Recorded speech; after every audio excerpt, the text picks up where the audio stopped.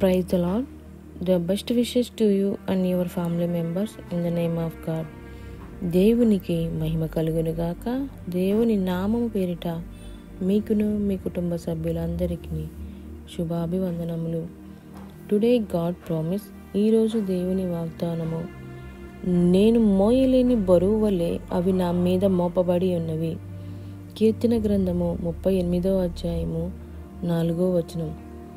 As a heavy burden, they are too heavy for. Psalm 38 chapter 4 verses.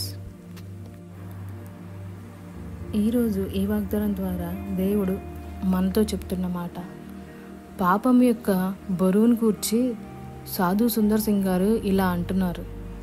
నేను నదిలో దిగి నీటిలో మునిగితే నా తలపైన ఎంత నీరు ప్రవహిస్తుందో అది నాకేమీ బరువుగా తోచలేదు. స్నానం ముగించి కొండతో కొండెడు నీళ్లు మోసుకొని రావడం నాకెంతో బరువు అనిపించింది. అలాగే పాపంలో మునిగిపోయిన మానికి ఆ ప్రవాహంలో దాని బరువు అర్థం కాదు కదా అని సాధు సుందర్ సింగ్ గారు చెప్తున్నారు.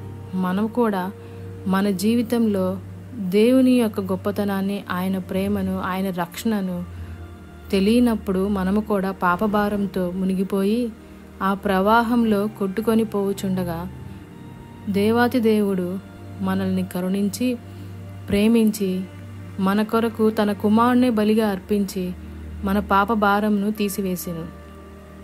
కాబట్టి ఎందరైతే రక్షణ లేక ఉన్నారో, పాపభారంతో మోయిస్తూ ఆ బరువుని మోయలేక బాధపడుతున్నారో వారందరికీ మన ప్రభువైన యేసుక్రీస్తు చెప్తున్న మాట ఏమిటంటే, మీ పాపభారమును నా ఎద్దుకు వచ్చినప్పుడు నేను తీసివేసేదను.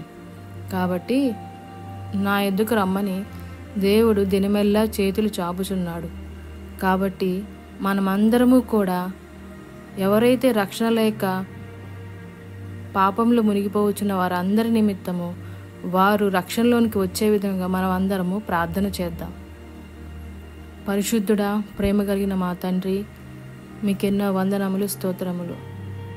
ఈరోజు ఈ వాగ్దానం ద్వారా మాతో మాట్లాడినందుకు వందనములు తండ్రి.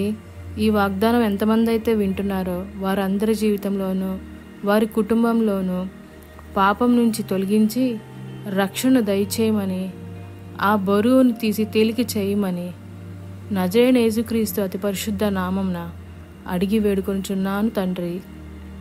ఆమెన్.